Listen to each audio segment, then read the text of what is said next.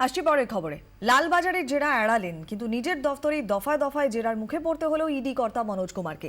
বিকেলে ইডির জেরার মুখে পড়লেন রোজভ্যালি মালকিন শুভ্রা কুণ্ডু।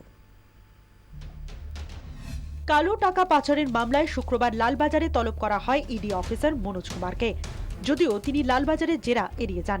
কলকাতা পুলিশকে ইডি জানায় বিভাগীয় তদন্ত চলছে, তাই ইডি সদর দফতরের অনুমতি ছাড়া মনোজ কুমার কলকাতা পুলিশের জেরার মুখোমুখি হবেন না। মনোজ কুমার নিজেও একই কথা জানিয়ে চিঠি দেন কলকাতা পুলিশকে।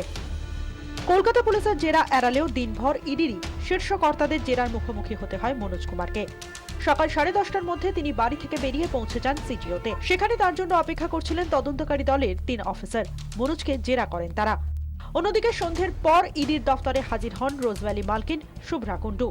সংবাদ মাধ্যমের নজর এড়াতে বোরখা পরে সিজিওতে ঢোকেন তিনি। ইডি সূত্রে খবর, মনোজ কুমারের পাশাপাশি জেরা করা হয় শুভ্রাকেও।